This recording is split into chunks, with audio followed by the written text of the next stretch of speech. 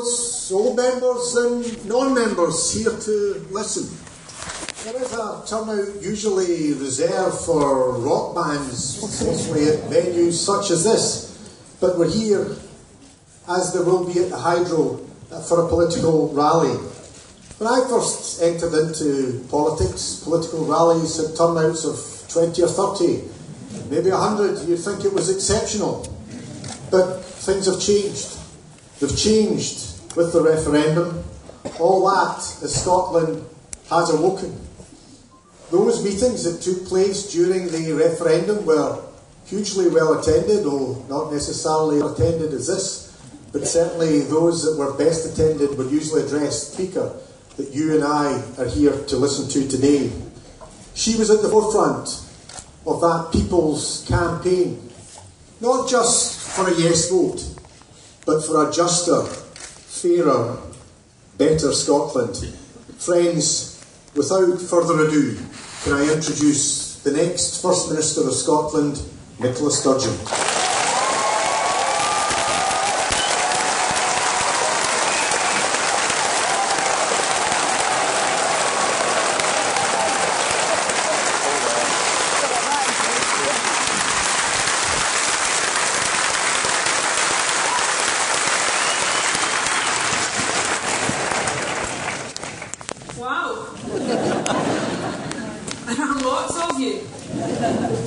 Friends, it is an absolute pleasure to be here with you this evening at this, the first in a series of events to set out my ambition for our country.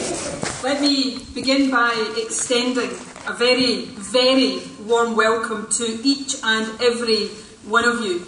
To all of you who have just joined the SNP, those of you who have been hard-working, dedicated members for many, many years, and to those of you here tonight who are not yet members, perhaps not supporters of the SNP, but who have come along here with friends or with family to hear what I've got to say.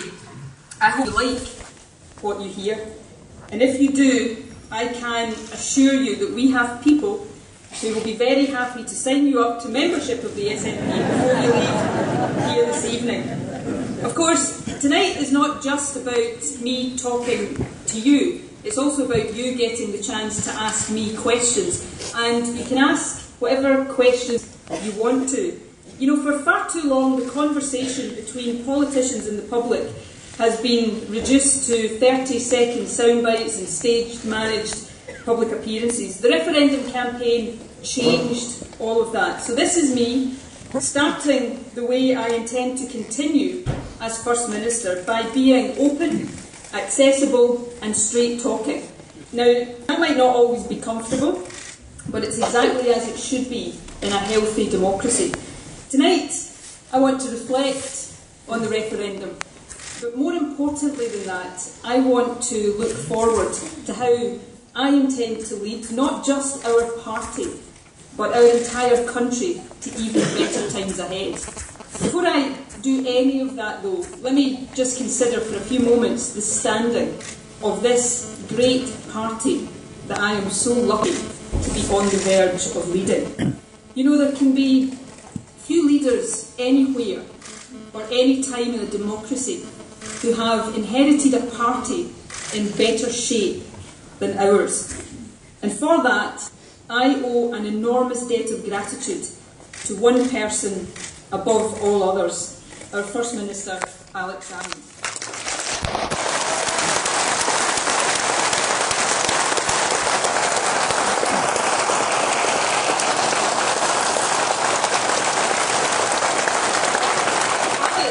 Alex didn't just raise the SNP from a party of protest to a party of government.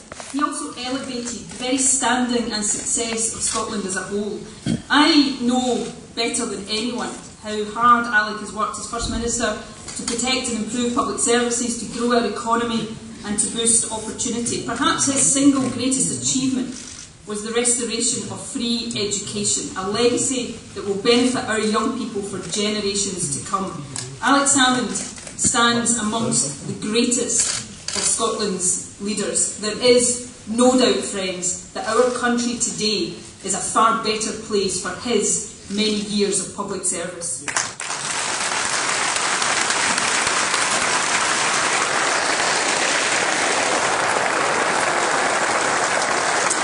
So it's thanks in no small measure to Alec that I will become leader of a party that is, by some considerable distance, the biggest in Scotland, the third biggest in the UK, and a party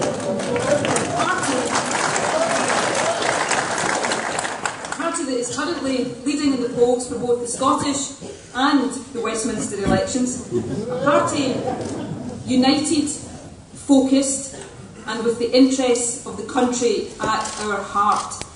What a contrast with Scottish Labour.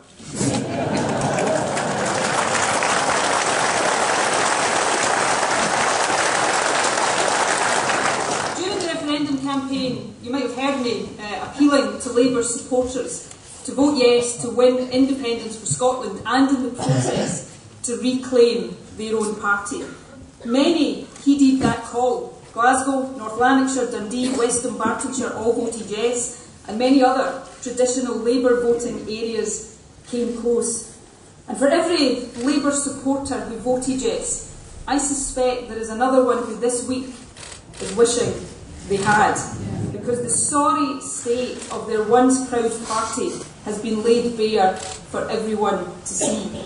Scottish Labour is a party described by its own outgoing leader, not by me, but by its own outgoing leader, as nothing more than a branch office of its London party. And what appears to be their answer to this Westminster control?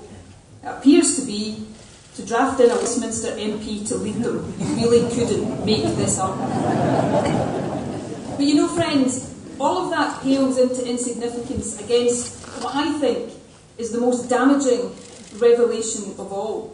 One that really matters to ordinary working people across our country, because this one is not about party processes, it's about real lives.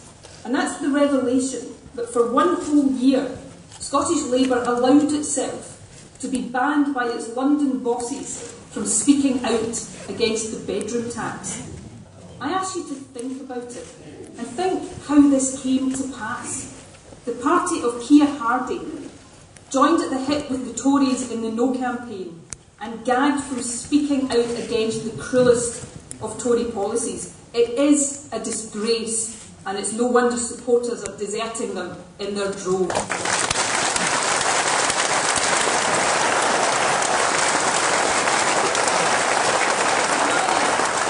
My message tonight is that as we look towards the general election next year, it doesn't have to be this way. We no longer have to put up with a political system that lets us vote to change the colour of the rosette, but leaves us powerless to stop the same Westminster establishment politics carrying on regardless. Scotland doesn't need a bunch of MPs that do the Tories' work for them. We need MPs who will make Scotland's voice heard without fear or favour. Scotland has consistently, for a long time, told the blue Tories what we think of them. Now, I don't know about you, but I think it's time we told the red Tories exactly the same.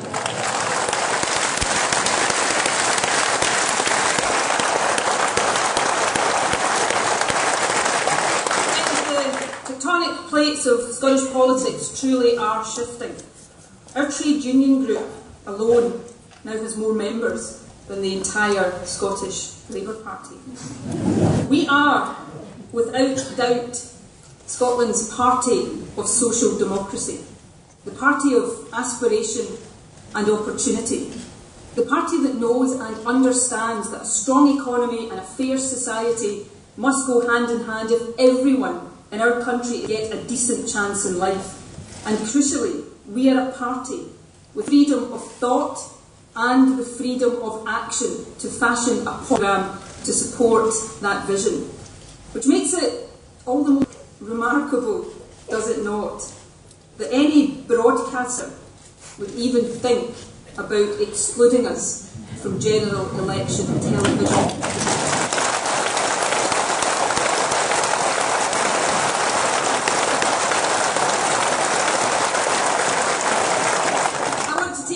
opportunity tonight to send a direct message to the BBC, ITV, Sky and Channel 4 to exclude not just the SNP but also the Greens and Plaid Cymru would be to willfully ignore the reality of the political landscape that exists not just in Scotland but across the UK. It would be a failure of your duty of impartiality.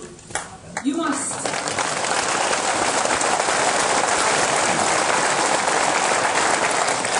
know that your proposals are unacceptable, not just to us but to every Democrat in our land. So it is time to think again, and as you do, be in no doubt, in the general election next May, the SNP will be seen and Scotland's voice will be heard.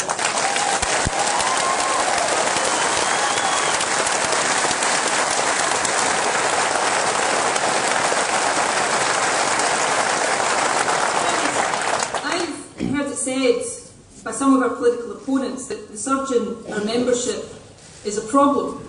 There might be the biggest headache I have as the soon-to-be leader of the SNP. I suppose I can only say to that I hope every problem I face as leader is as difficult as this one. The fact is, our growth in membership is a massive, massive opportunity. It's an opportunity to transform how we do politics and to connect with the people of our country in a way that none of our opponents can match. Let's just think about it.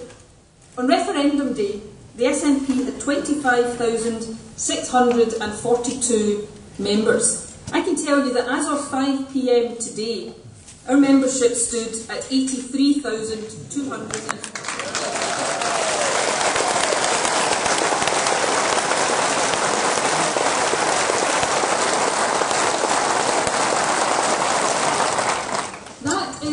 The equivalent of a UK-wide political party having over 1 million members. Something that neither Labour nor the Tories have managed since the early 1950s. It means that today, almost 1 in 50 of the adult population in Scotland is a member of our party. That is an extraordinary statistic. It actually makes me think of one of the lower points of Better Together's campaign. You'll remember the advert that patronised every woman in Scotland. The busy mum who couldn't vote yes because it was just a bit too complicated. She wasn't sure what that guy off the telly, i.e. the First Minister of our country, was saying. In the broadcast's immortal words, it was far easier just to eat your cereal. Why, you might be thinking, does our soaring membership bring that to mind? Well, the reason is this.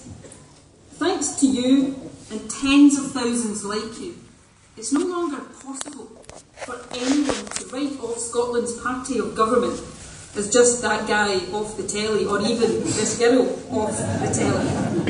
We are not some distant, remote bunch of politicians. We are part of every community in this land. In Scotland today, if you're not a member of the SNP yourself, it's highly likely you know someone who is. Someone you like, trust, listen to, a friend, a parent of your kid's friend, a member of your family, a workmate, someone you play football with.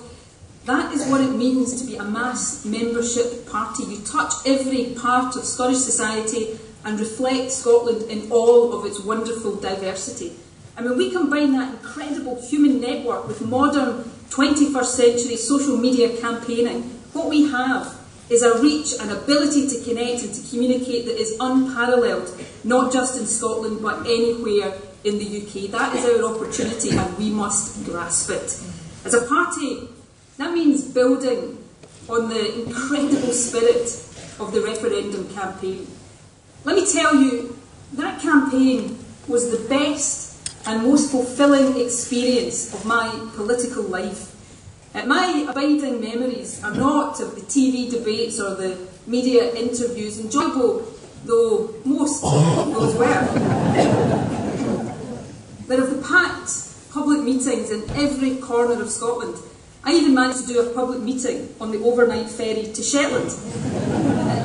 My memories are of the people that I met. People, yes and no voters, who had never before gone to a political meeting. Some who had never even voted before. People realising for the very first time that the political system exists to serve them, not the other way around. And being excited by it, inspired, engaged, empowered. I learned about their experiences, worries, dreams and ambitions, and I hope and believe I am the wiser for it. The referendum also taught me and all of us a new way of working, one that reached across and beyond party boundaries. You know, I'm so incredibly proud of the entire Yes movement, the political parties that were part of it, and all those from every walk of Scottish life who gave it the incredible breadth and diversity it had. On a personal level, I want to pay a particular tribute to my parliamentary colleague and Scottish Green co-convener, Patrick Harvey. You know, the passion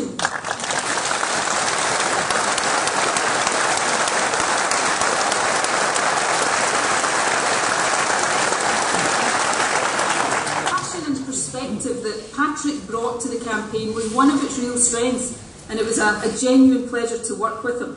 And the fact is, as typified by that cross-party, non-party working and the incredible spirit generated, the fact is the referendum changed Scotland forever. Whatever politicians at Westminster might hope for, there's no going back to business as usual. The challenge for us is to reflect that change in how we conduct ourselves. We must use our new strength as a party to engage positively, intelligently and respectfully with a population that is more engaged and better informed than ever before. We must have the wisdom and the humility to know when to put party interest aside and make common cause for the greater good. We must focus not on what divides us as a nation, but on what unites us. With all of that, I believe we can create a momentum for change in our country that is unstoppable. Of course, where that change leads us will not be dictated by politicians. It will be driven, in the words of the US Constitution, by we the people. Now make no mistake, I know where I want that change to lead, to Scotland being an independent nation.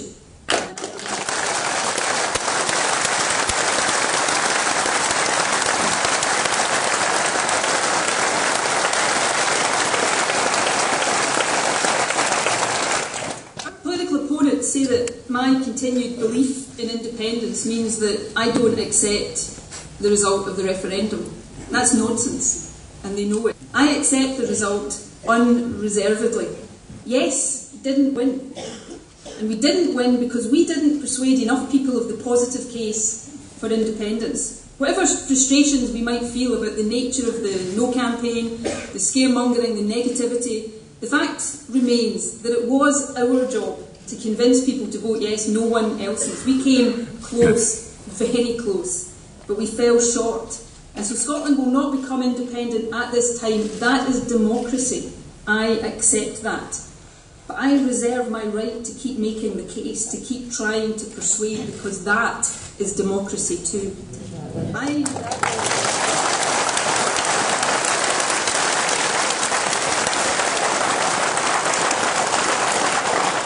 believe as strongly as I ever have that we should be independent, and as strongly as ever we will be independent, but only the Scottish people can decide it. However much we might like it to be otherwise, there's no shortcut to independence, no backdoor, no low road.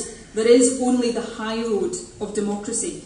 So our task now is, as it's always been, to persuade a majority of our fellow citizens in a referendum that independence is the best future for our country.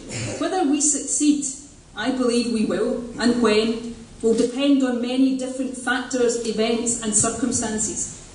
And it will also depend a lot on how we conduct ourselves. So let me set out for you how I intend to conduct myself as First Minister, and how, as leader of the SNP, I want us as a party to face up to the opportunities that lie ahead. Firstly, we must respect the views of those who voted no. We must understand their reasons, even if we don't agree with them, and resolve to be more persuasive in the future. And we mustn't ever allow our disagreement on independence to blind us to the many things we do all agree on. As First Minister, I will work to build as much unity and common cause in our country as I can. For me, One Scotland is not just a slogan, it's a principle that should guide us as a nation. There are many who voted no in September who are open to persuasion in future. I know a few who've changed their minds already. But I also know there are those who will never be persuaded of the case for independence. Their belief in the Union is as strong as our belief in independence. I respect that, and as First Minister I will serve them too. Our differing views on independence don't mean that there aren't many other aspirations that we share for our country. There are aspirations of a healthy economy, strong public services and a flourishing democracy. And that is why, for each and every day that I am privileged to hold office, as the First Minister of this country, I will govern this country to the very best of my ability, and I will do so for all of Scotland.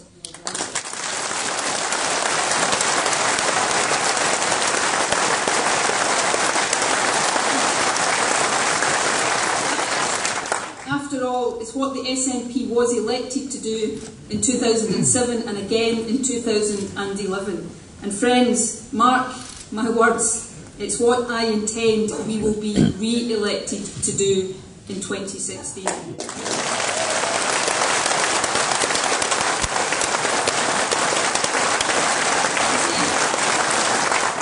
I'm in public life to help make Scotland a better place for everyone who lives here. That's my guiding principle.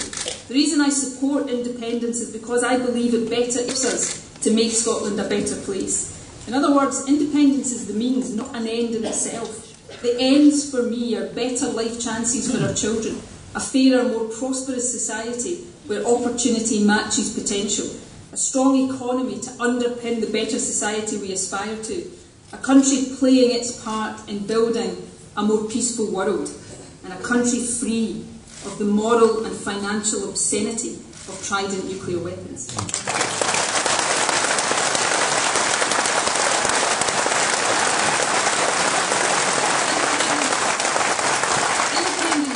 Give us so much more opportunity to deliver these objectives, there's no doubt about that. But I am committed to these objectives in all constitutional circumstances. So I will use every power I have at my disposal at any time to deliver the best outcomes for the people I serve, and that is all of the people of our country. And in doing so, of course, I'll be building on very solid achievements. Thanks in part to the work of the Scottish Government, Scotland now has lower unemployment and higher employment than the rest of the UK. We've now got the lowest level of youth unemployment for 6 years. We've seen a massive boost in Scottish exports. In the face of Westminster austerity, our Scottish Welfare Fund is helping more than 100,000 vulnerable households. We've taken action to cancel out the impact of the Tories' unfair bedroom tax. And we're protecting more than 500,000 low-income households from UK government cuts to council tax benefit. These are all core areas of our government's work, and they really matter to the livelihoods and the well-being of hundreds of thousands of our fellow citizens. So wherever we progress to as a country in the future, I pledge this. If I am elected by Parliament to be First Minister, my government will have a relentless focus on the job in hand, on our public services, on the economy of Scotland, and on tackling inequality. And I want tonight to make particular mention of our National Health Service. Like everyone in Scotland, and as a former Health Secretary, there are few things I hold more dear than the NHS. I'm proud, very proud, that the SNP has kept our NHS in public hands. And I'm proud that in our budget earlier this month we increased health funding by £80 million more than we had planned. I also know from my experience as Health Secretary the challenges that those who deliver healthcare face each and every day, and I know the debt that each and every one of us owes them for what they do. So my pledge to them and to all of Scotland is this: if I am First Minister, the NHS for me will continue to be a priority, a daily priority. I will work tirelessly to protect and improve it, and I promise that it will remain the publicly owned and publicly funded service that we all cherish so much.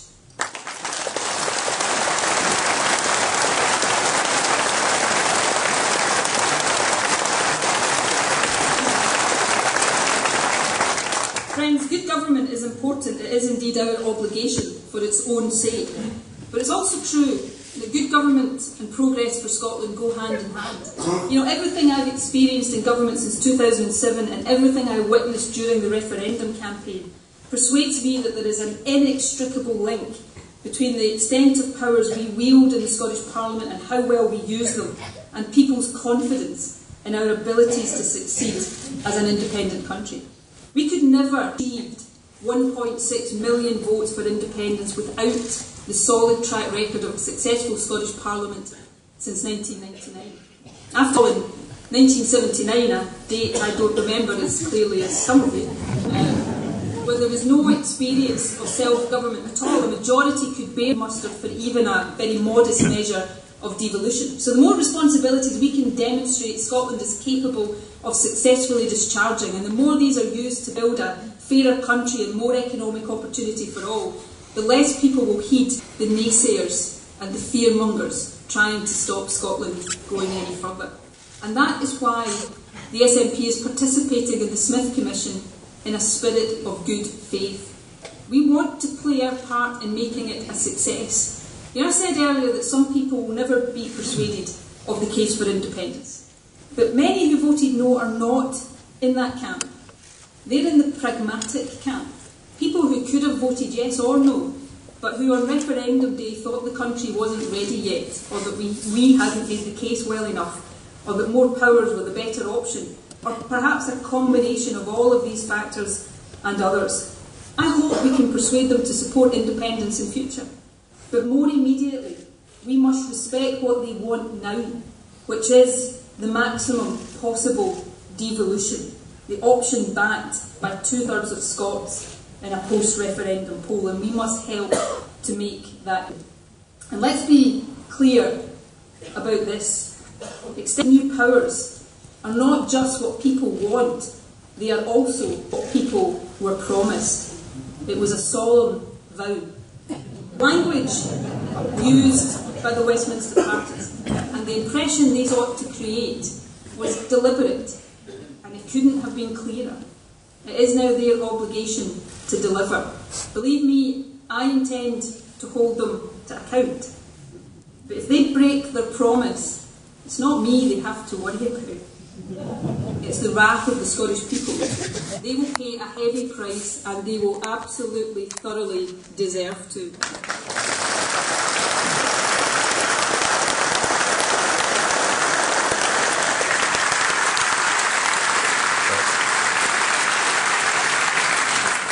Friends, I am asked just now if I think there will be another independence referendum and when that might be.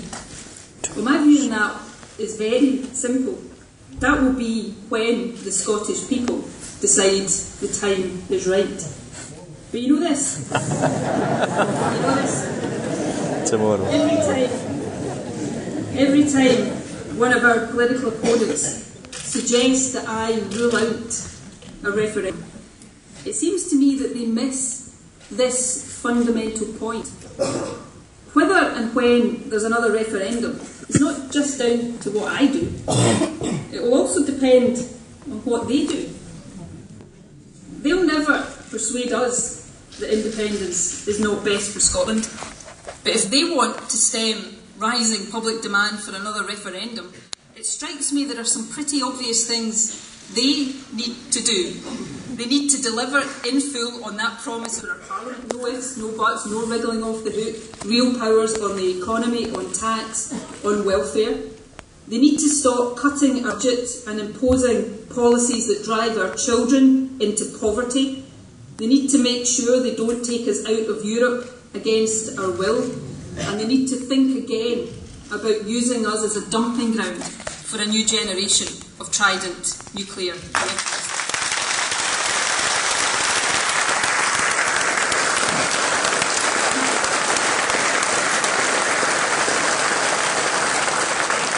And the issue of membership of the EU is one I want to address specifically tonight. It's very clear from recent by-elections in England that the anti-European politics of UKIP is on the rise. an in-out referendum on EU membership in 2017 now seems pretty inevitable, almost regardless of who wins the general in May. We also know from a range of polling evidence, including detailed academic analysis that was published last week, that it's entirely possible that the UK as a whole could vote to exit the EU, but that Scotland would vote to stay. Now, I don't think the EU is perfect, far from it. It badly needs change and reform, but I do believe strongly that our interests are best served by being in, not out, of the EU. The impact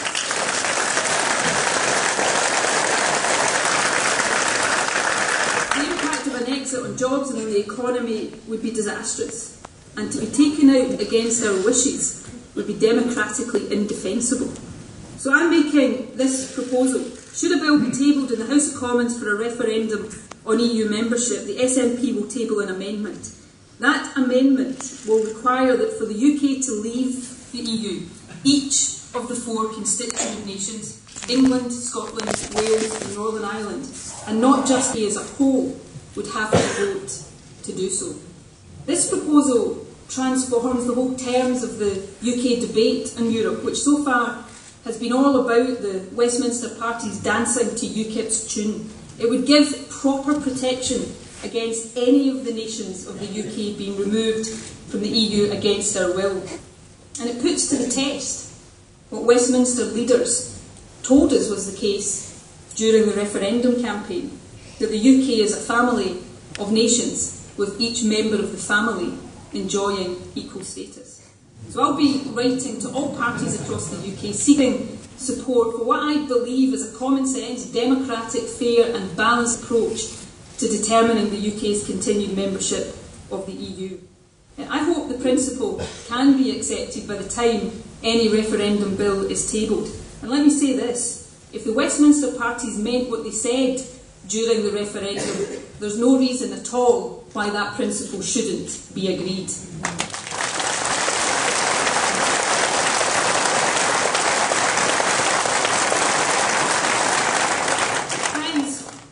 My overriding message to you this evening is this. Always look forward, never back. We didn't win the referendum, and that is a deep disappointment, but we did move this country forward. Even our opponents now accept that Scotland is a sovereign nation. We hold our future in our own hands. We have the ability to transform Scotland's circumstances. In just a few months' time, we can send a strengthened team of MPs to the Westminster Parliament, possibly a Westminster Parliament where there is no overall majority. A team who will put Scotland first and ensure that we cannot be ignored. I want the same passion and enthusiasm that all of you showed in the Yes campaign to be put to work now in winning support in the general election. That's how we will ensure that Scotland's voice is heard and that the votes of Scottish MPs are not trampled over by a Westminster majority. That is how we win new respect for our country and new supporters for our cause. The referendum was a watershed. There is no going back. We now have the opportunity to lead our country into this new chapter in our journey, not by seeking to impose our will, not by berating those who disagree with us, but by respecting what people want now and working with them to achieve it, and by persuading through our actions and the strength of our arguments that in time we should go further still, that we should become independent.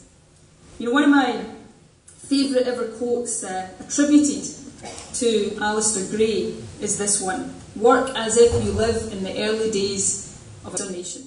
Well, these are good days for Scotland. We are already a much better nation because of the referendum, but we can be even better still.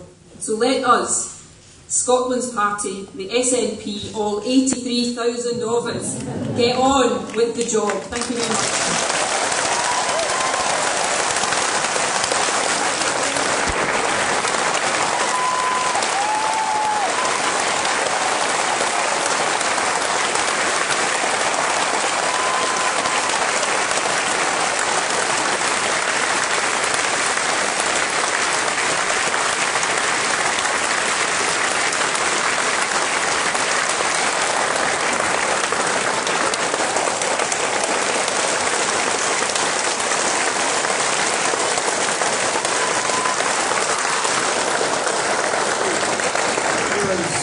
very keen not just to be able to address you and countless other thousands around the country over the coming weeks, but to take questions.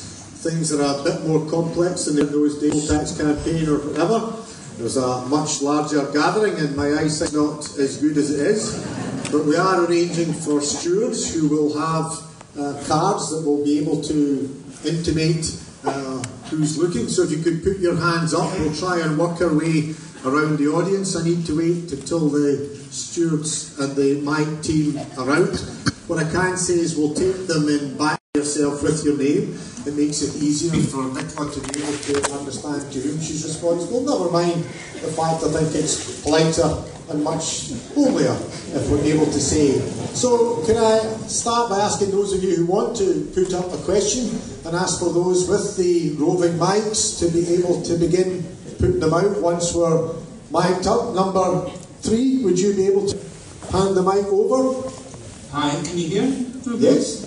My name's Ron, I voted yes.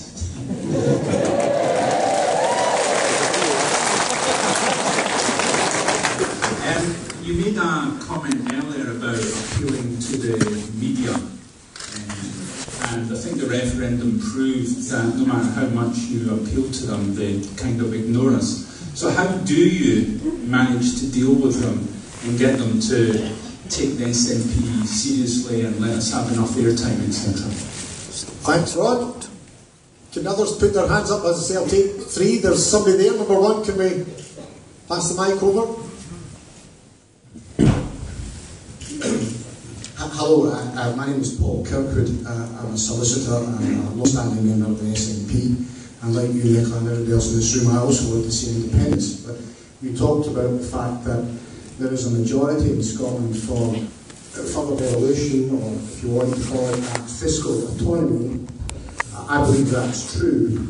I think there is a majority. There's more than 45% of people who want that, perhaps 60 or 65 or 70. We're all getting frustrated that the newspapers or the television don't report our news we want to be reported. And remember the point I made in my speech about the impact of the growth in our memberships. I made that point deliberately. I'm going to remind statistics.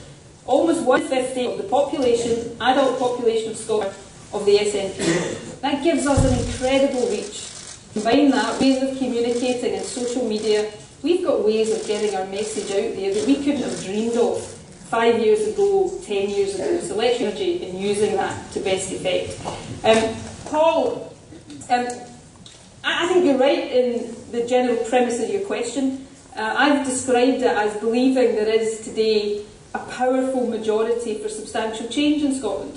You know, if you take the 45% who voted yes, and what I believe is a significant number, by no means all, perhaps by no means even the majority, but a significant number of those who voted no, who were persuaded to do so because of the promise of extra powers, then I think it is beyond argument that there is a majority for substantial change in Scotland.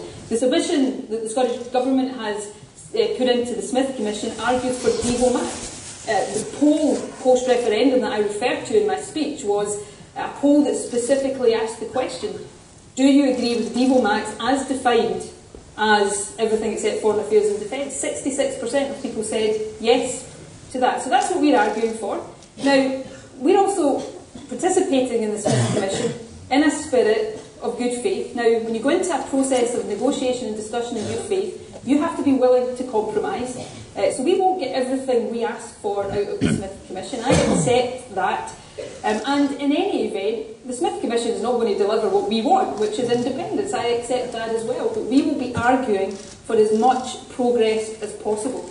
And if the Smith Commission, and we don't have long to wait for this because it's operating on a very tight timescale, if it puts forward a substantial package of extra powers, then it won't be everything that we want, but we'll be happy to say that's good progress. It will then be over to the Westminster parties to legislate for that, because the Smith Commission, no matter how good a job it does, can't actually deliver more powers. It can recommend more powers. It's the Westminster parties that will have to deliver them.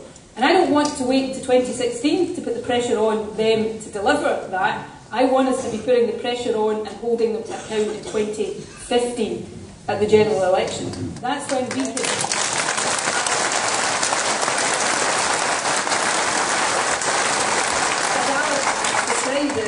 hold their feet to the fire. So that's more of the timescale around the extended devolution that I want to see is working to. In terms of our 2016 manifesto, I have been asked several times in interviews if I can say now whether our 2016 manifesto will have a commitment to a referendum or will it be to leave Max. I am not, as the soon-to-be leader of our party, going to write our 2016 manifesto in November 2014. I will judge in consultation with our party through the normal democratic structures of our party the content of our 2016 manifesto based on what I judge to be right for the country at that time. But let's use 2015 to put maximum pressure on Westminster. And Derek, your question on the EU, I heard David Cameron rather summarily, I thought, reject my proposal for the Prime Minister's questions today, prompted to do so by Bill Cash, of all people. Who I think, looking at his face, I think he was seeing his entire life's work perhaps disappear at the thought that Scotland could prevent him taking the UK out of the European Union. I hope I can persuade David Cameron differently, because David Cameron should reflect on some of his own words during the referendum. You know, the UK is a family of nations. We're a partnership of equals. We have an equal voice to other parts of the UK. Well, I'll say that I'm putting this to the test, but it's not just about playing a political game. There is a serious issue at stake here. If we are a family of nations, then if we are to leave the EU, with all of the implications that that would have, then I think it is right and proper that each constituent part of the UK should agree to do that. Now, if you look at some other countries, Australia, Canada, federal countries, then you will find in their constitutions this kind of double majority arrangement. Now, when I said that on radio this morning, the response I got was, but the UK is not a federal country. Absolutely, I accept that.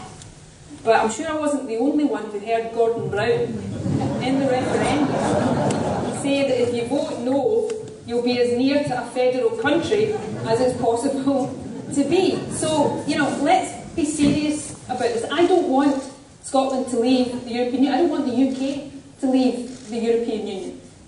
But if that is a decision that's going to be before us, then let's decide that in a way that respects the nature of the UK as a multinational state, not a unitary state, but a multinational state where all of the component nations have an equal say. So I hope I can build support, even from David Cameron, for what is a sensible suggestion.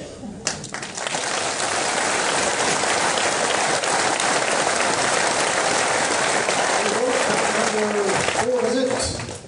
There's somebody, if six could step forward, there's somebody there. Hello, my name's Maya, I'm English and I voted yes. I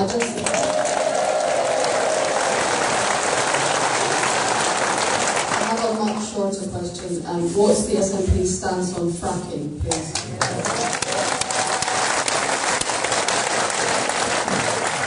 Number two.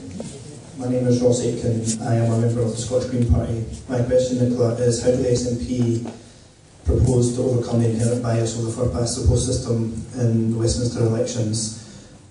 The elections of Westminster are usually presented as a Labour and Conservative only contest. How do you propose to overcome that? Thank you. And finally, up at number 5. Hi Nicola, my name is Ian, and I also voted yes. I was just wondering, I welcome what you're saying, the point that you're making about 150 of our country now being a member of the party. I was just wondering how we can keep that momentum going by looking at the grassroots and getting people who feel disenfranchised or have felt disenfranchised in the past, that their voice isn't only important when it comes to a referendum, but they're welcome and should be involved within politics. Not just at the time of a referendum or a general election, but when it comes to putting leaflets through doors, when it comes to talking to friends and relatives and neighbours, and that they are part of society, even if they're not just part of the party. Thank you. Okay, thank you. Okay, on Maya's question, I think, by the way, we should probably work on the basis that you tell me if you didn't vote yes. Put your hand up, actually.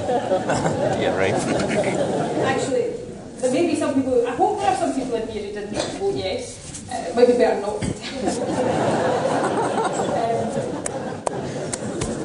Your question about fracking is a question that is asked a lot just now. There is significant and understandable concern about fracking as a technology, but also about what appears to many people to be the undue haste with which the UK government is proceeding, and some of the quite outrageous proposals from the UK government, which the Scottish government has strongly opposed. This idea that you can, if you're a licence holder to frack, you can explore under somebody's house without that person getting the chance to object to it, which is completely and utterly outrageous. I would describe my position and the SNP government's position on fracking as one of healthy scepticism. I'm a great believer you should never completely close your mind to new technologies, but you have to work on a principle, a precautionary principle, and I think there are many, many unanswered questions. We had an expert group look at this, and it raised not just what some of the benefits would be, but what many of the environmental concerns would be as well. So we will proceed very, very cautiously and carefully on the basis of that precautionary principle. And I can't go into particular decisions about planning, but there's one particular application for unconventional gas extraction which has been referred to government, and I can't obviously go into particular issues, but that's the position we take, and it's a responsible position. I think it's the right one. Ross, on the issue about the first past the post system, I'm not a believer in first past the post. I believe in proportional representation. I thought one of the many failures of the Liberal Democrats in the time they've been in coalition was to win a referendum in PR and then allow a completely unworkable system that nobody understood to be on the ballot paper, and effectively squander the opportunity to change the system. So I support PR. I think we should have PR for all elections in Scotland. But is any system unbeatable? Well, we used to be told that the Scottish Parliament electoral system could never result in a party winning a majority, and it did. So for any system, the way to win, and with some systems it's harder than others because there is an inherent unfairness, like first past the post. But with any system, the way to win is to get enough people to vote for you. And the way to win in the general election or any other election contest is for us, whether that's the SNP or the Green Party, is to get out there and persuade people to vote for us. I think we've got an opportunity in Scotland, perhaps different to any opportunity we've had in recent times, to really make our mark in the general election as a country next year. I'm not going to stand here and make wild predictions. I'm a veteran now of too many elections to know that often is not a sensible thing to do. I also know that you don't win any election unless you work hard and you persuade people and you convince people and you win their trust. But my goodness, we've got an opportunity in May next year to send a shockwave through the Westminster establishment.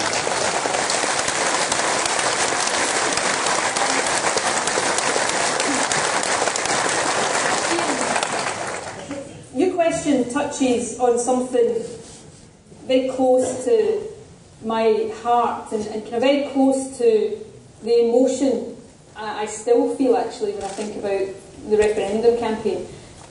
One of the just wonderful things about that campaign was the way that it engaged people in the democratic process who had never been engaged in the democratic process in any way, shape or form in their entire lives. People who felt that there was no point to them getting involved in the democratic process because voting didn't change anything. And we will all, those of us who campaigned, will have spoken as I did to, I probably spoke to thousands of people in the course of that campaign up and down the country who said, I've never voted in my life before. I've never trusted a politician in my life before. Sometimes they still didn't trust politicians. I've never before thought that what I did in a polling booth would make any difference. I'm voting in this referendum because the first time I think it will make a difference. And the day after the referendum, I don't mind telling you, like many of us, I shed a few tears at different points. It was the memories of some of these people I spoke to. One particular who I spoke to outside a polling station in the Gorbals in my constituency, and he went in to vote, told me he'd never voted in his life before. This guy was in his 50s, went in to vote, came back out, says, "You're going to be here for a while?" And I said, "I'll be here for 10 minutes or so." He appeared, I didn't think any more of it, and he came back, he'd gone to the shop round the corner, and he'd bought me a box of tea cakes. This story is engraved on my heart, I tell you. He gave me that box of tea cakes and he said, "I just want to say thank you for giving me hope for the first time in my life that politics could change something." It still breaks my heart to think about that he didn't win for people like him. But we still can change things for people like him. We can make sure that what happened in the referendum doesn't die away by making sure that that majority for change finds expression. And what has happened in the membership of the SNP and in the membership of the Greens and the SSP is a sign of that. And how do we make sure that all of these people that for the first time felt involved, as we get them involved, we keep them involved, we use the energy and the momentum and the resource that we have now in our party to go out there and say, we still speak for you and we will continue to speak for you until we have a country where we have the powers to change things for you. And until we get these powers, we'll use every one we do have to change things for you. We can all do that. I'm in a privileged position of being about to be the First Minister of our country.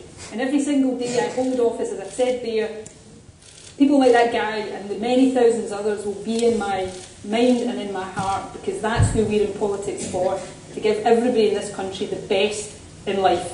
And if it's ever about anything else, we should stop doing it.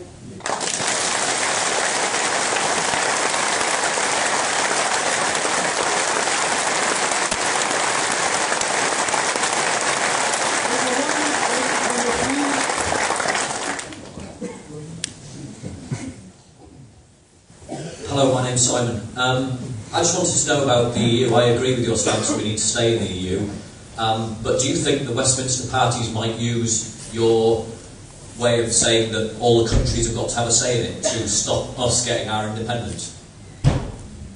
Okay, number 3 and then over at number 2. Hello, my name's Alex Patterson and I'm 14 years old. I would have voted yes if I had the chance.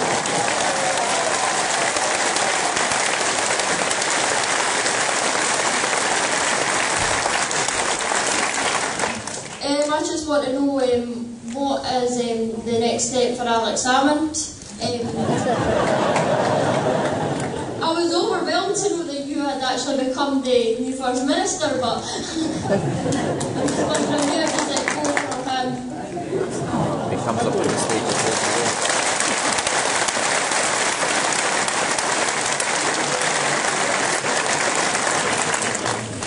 My name is Joe Wallace, and I'm not going to tell you how I voted. When I first joined the Scottish National Party way back in 1966, the route to independence was to win the majority of seats at Westminster in Scotland. In 2015, boundary changes that number to 52. We only need to win 7 seats. Why can't we then negotiate for independence then, or just declare independence then?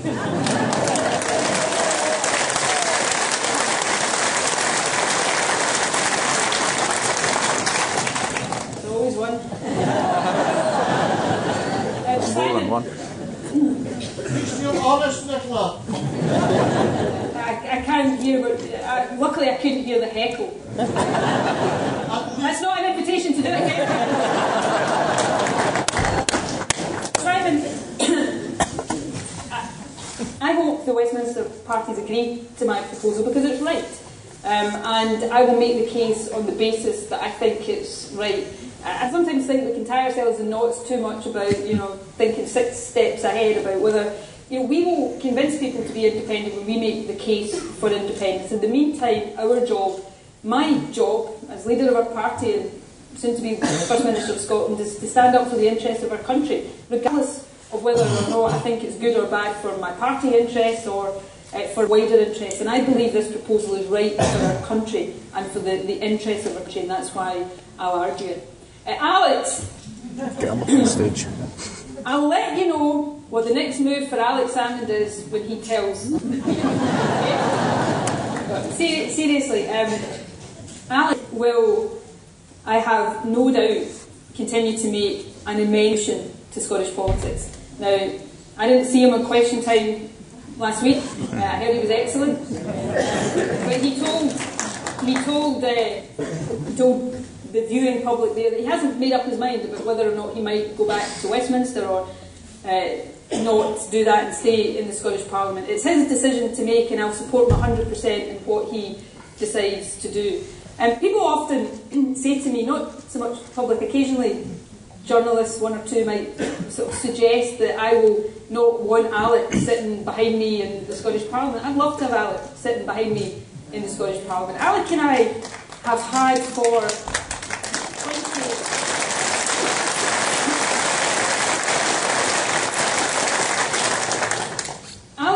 worked together for 20 years. I've been his deputy for 10 years, and the relationship we've had has been probably quite unique in politics. We like each other. We get on with each other. We work well together. There's never been this tension or briefing against each other or trying to do each other down or me kind of trying to push him out. I tried to persuade him not to resign the day after the referendum. I wasn't very successful, obviously. So, I have no fear of Alec being a big figure in politics. On the contrary, I'll continue to look for him for advice and guidance, and he'll still be part of any team I'm part of. So whatever Alec does, it will be for the good of Scotland. I've got absolutely no doubt.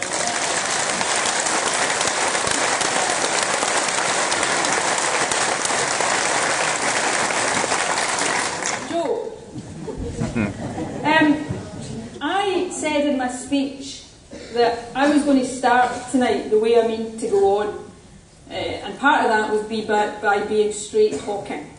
I can't promise you, as your leader, those of you who are members of the SNP, that everything I say you'll agree with. I can't promise you that I'll not say things that you won't agree with, and I might be about to, because it's not my job just to tell you what you want to hear. It's my job to lead the party in the direction I think is best, and as long as you support me as leader, then that's what I will do. So no, I don't believe that a majority of seats at a Westminster election or at any election gives us a mandate for independence. I'm not going to argue otherwise or try to pretend otherwise. And let me tell you why. 3 reasons, and they're interrelated. Firstly, people vote in elections for a whole variety of reasons. Unlike a referendum, where if you ask people to vote yes to independence, that's what they're voting for. It's unequivocal, it's beyond argument. People vote SNP in elections, many of them because they support independence, but many of them because they like what we do on the health service or the education system. So in an election, trying to claim anybody's vote exclusively for one reason is not possible, however much we might wish it was. But secondly, in order to become independent as a country, you have to, first and foremost, get a majority of people in your country to vote for that. Then you have to get other people outside of your country to accept it, to recognise you as an independent country. Do you know one of the big strengths we had in the referendum, and I know it didn't feel like it sometimes, one of the big strengths we had was the Edinburgh Agreement. The referendum was a consented process, and both the Scottish Government and the UK Government had agreed in advance to respect the result of the referendum. Now, I know at times it didn't feel as if they were being particularly respectful to the process during the campaign, but if there had been a yes, that Edinburgh Agreement, that consented process, would have mattered. It would have given us a legitimacy in the negotiation, and it would have meant that we were facing a UK government in the negotiation that had already agreed to accept the outcome of the referendum. You wouldn't have that if you tried to assert independence after a vote in a general election. And thirdly, and it's related to this, you wouldn't have the legitimacy in the international community, because that Edinburgh Agreement would also have been very important when it came to getting recognition from our European partners and the wider international community. So, Joe, I stand here as somebody who will, bow to nobody in my burning belief in independence for our country. If I thought there was a back door to independence, I'd have gone through it by now. Okay? There isn't a back door. There isn't a shortcut. There isn't an easy route. There isn't, as I said, the low road.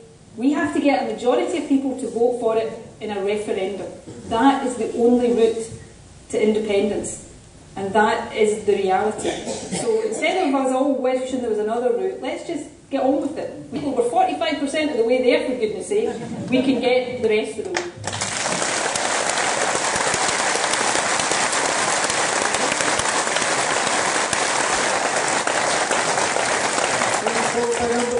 Number 6.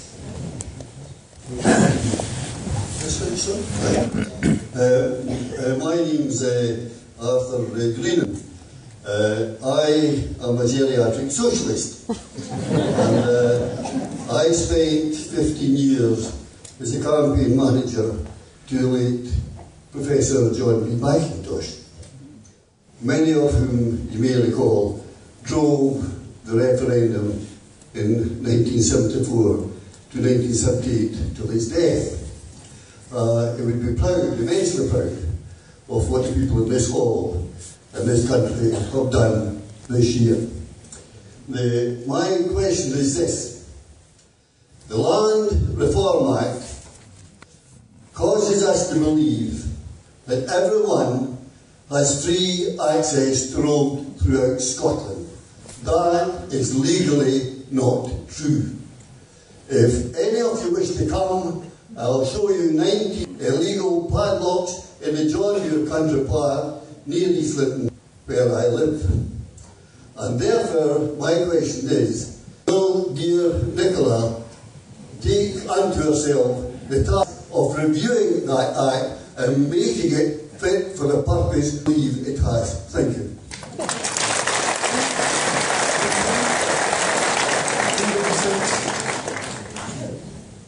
Yes. Hi, my name's Helen. I would like to ask Nicola, when you become First Minister, will you negotiate an oil fund for Scotland? And P.S., with a tear in your eye, could you tell all of England that it will break your heart if we leave the EU?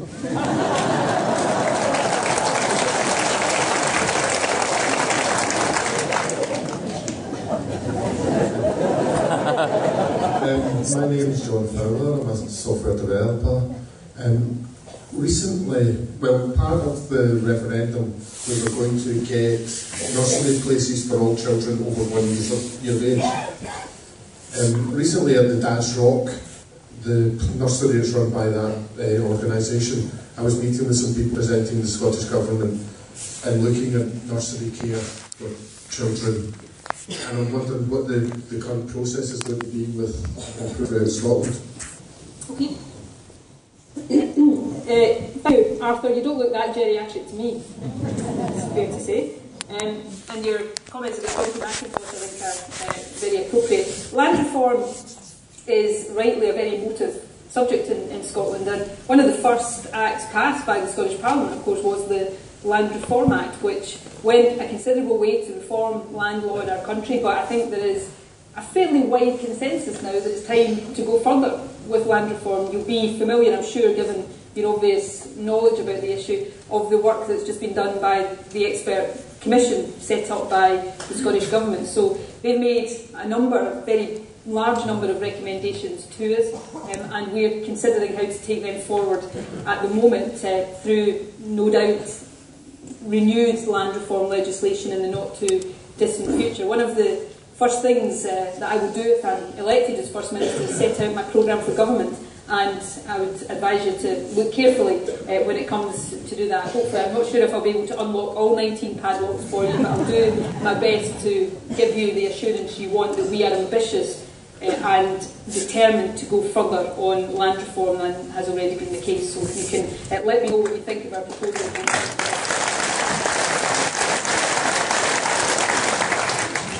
I'm not sure, Helen, I can sum it up quite to the... let's just say I don't quite have the acting abilities as the person that you're referring to, the tear in the eye stuff. But anyway, On your more substantive point about negotiating an oil fund, the proposal put into the Smith Commission, if they were taken forward in their entirety, or even the relevant aspects of them taken forward, would of course give the Scottish Government the opportunity and the option to look at setting up an oil fund. It was an issue debated at length during the referendum campaign. I still think it is an absolute scandal that I think there are only 2 oil-producing countries in the world without an oil fund. One of them is the UK and the other one is Iraq. I just think that is a scandal.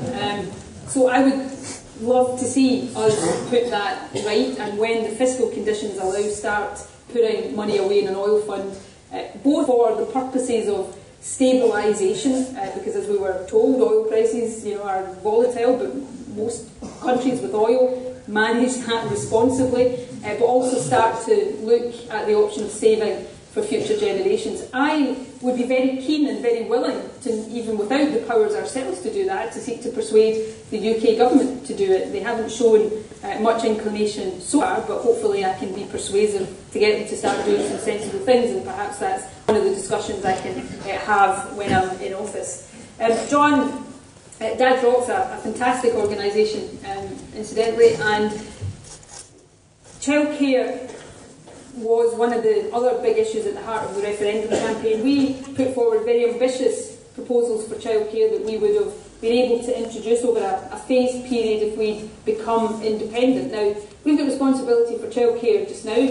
The question was asked, well, why did you need independence? Well, to transform childcare and to have any big transformation of social policy, you need something pretty fundamental. You need control over both sides of your balance sheet, so that as you're supporting parents to work because they've got better childcare and they're paying more tax from the jobs that they do, that tax flows back to the Scottish Government to allow us to fund the policy sustainably. So that's the simple reason why being independent or fiscally autonomous would allow that. Now, until we're in that position, I give you this commitment, we continue to do everything we can to expand the provision of childcare in Scotland, because it's so important, not just for the potential of parents to work, and that is important. We've got to help people lift themselves and their families out of poverty. But it also, good quality, decent childcare improves kids' chances in lives. It helps you close the attainment gap as you go through school education. So, absolute commitment. I will do everything I can to extend childcare as far as I can, using whatever powers and resources I have at any time.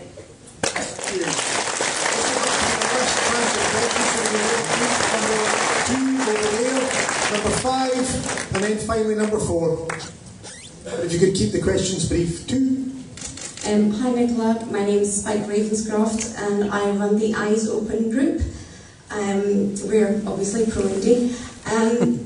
On Monday, the Westminster is going to announce a new round of austerity cuts on benefits, and particularly to disabled people. And I was wondering what the Scottish position on that would be, and just on the off chance, if you had opinion on Gamergate. Thank you. Could you elaborate what Gamergate is? Sorry. Sorry, I think you just answered the question. Thanks. 5. Hi, my name's Wendy. I would like to know, you mentioned that Trident is just a waste of time. Could we persuade Westminster to maybe put them in the Thames for a while?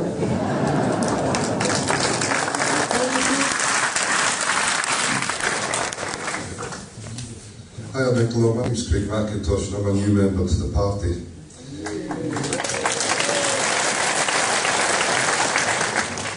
I find myself at 45, like a lot of people do, sometimes, but due to circumstances out of their control. I stopped a crime and I suffered a heart attack 5 years ago. Now, as a result, I found myself on benefits, and I'm one of the ones in your 100,000 who benefits from the bedroom, help to avoid the bedroom tax. Now, I don't want to be unemployed, and I don't want to be on ASA. Now, I did stop smoking because I had a heart attack, but I stopped the crime. I've done everything I can to get myself back into work. Now, I went through the Lothian Health Board bariatric programme, and I found out that this is a programme that is designed for you to fail.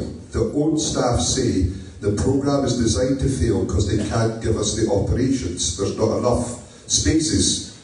Why would the Scottish Government be funding a programme that their own staff say is designed for you to fail, when it costs £8,000 to give me that operation, which would increase my chances of getting back into work, against the £25,000 a year in benefits I've received for the last 5 years? I don't want to be one of the ones called a benefit scrounger. What are you going to do as Minister to help people who will find themselves in these circumstances back into work? Because you've already said that the youngsters are getting back into work more. How about people like me? Because I've got a Master's in Marketing. Why should I be unemployed?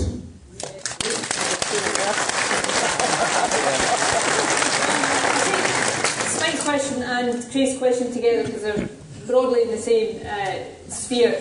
Spike, your question about austerity cuts, in particular cuts to the social security system.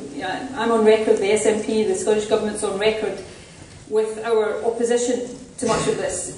Firstly, don't misunderstand me. The benefit system should not be a free ride for anybody who's capable of working. It shouldn't be, but don't make the mistake of believing the rhetoric of the Westminster Government that these welfare cuts are all about penalising the skivers and the scroungers. These welfare cuts are hitting working parents, they're hitting women, and they're hitting disabled people disproportionately.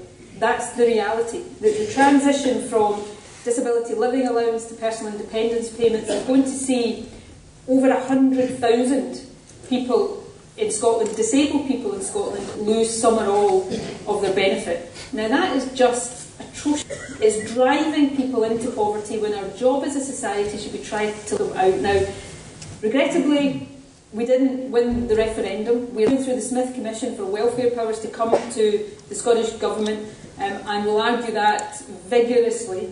But in the meantime, we'll continue to do what the Scottish Government has been doing, which is to mitigate the impact of these cuts as much as we can. And we'll argue against any government, anywhere, that tries to reduce the deficit, which has to be done, but tries to do it on the back of the most vulnerable in our society. It's not right, it's downright wrong.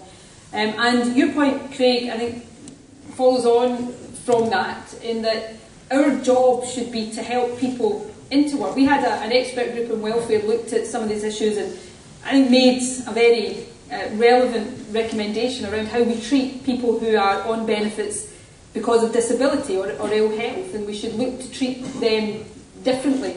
And I think there's something in that.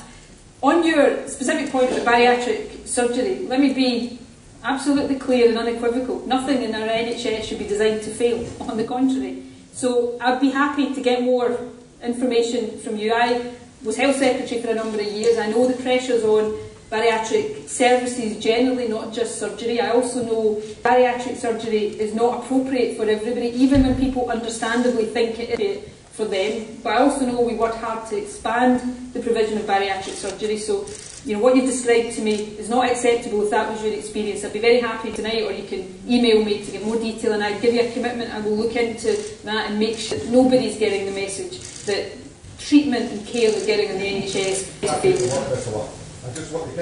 Absolutely, but I'm making you. I can't personally solve everybody's. I can't guarantee I can change for you. But if you're telling me something that you feel you were let down by the NHS, then I'm very happy to get more details from you on that and look into that for you.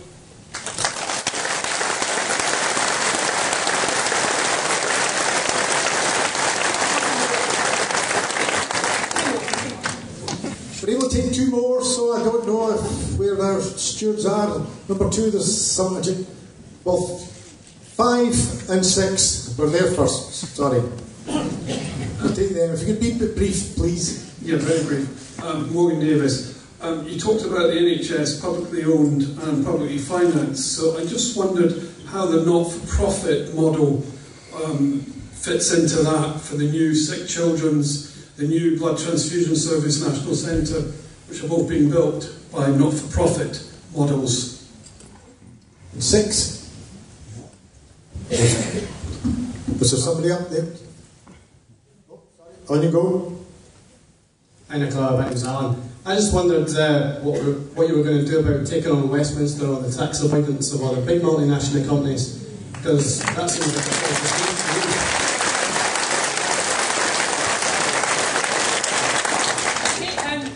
to me. Two short, sharp questions. Morgan, on the not-for-profit model, the NPD model, well, firstly, we've had to find different ways of funding the capital infrastructure because our capital budget was cut by a third.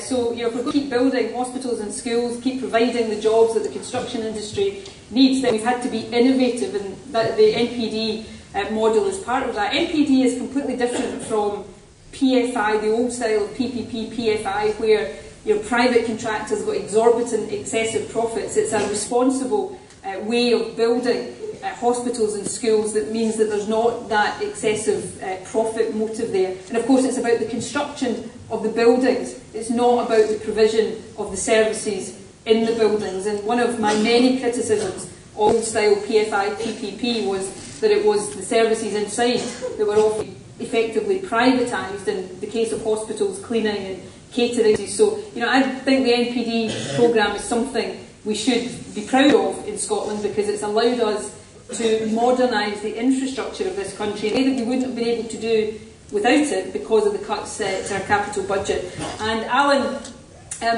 Westminster, or the UK, has got the most complicated tax systems on the face of the planet.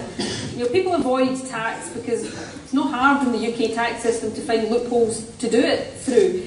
Everybody, every individual, every company should pay the tax they are due to pay.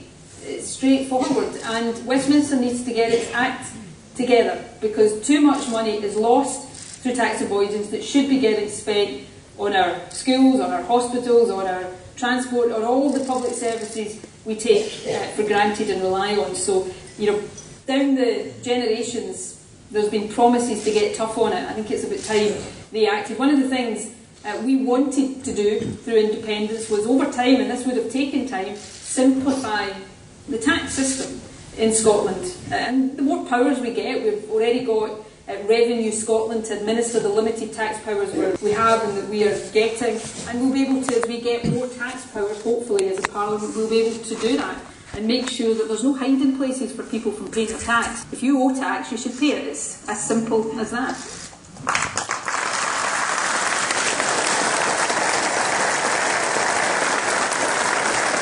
Thank you very much. I know that many more hands were up and we've not been able to accept everybody's question. This is a start of a tour.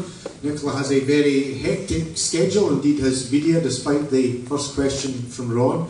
I'd just like to thank you all for coming along. Some of you journeyed from near, but some from far. This is a journey that we are on. We are making progress. This is about building a better, fairer, juster and independent Scotland, now to be under the stewardship of Nicola Sturgeon as First Minister. And I'd ask you once again to join me in paying tribute to her in the usual fashion for her contribution, not simply tonight, but during the referendum campaign, and for the contribution that she is going to make as First Minister of Scotland.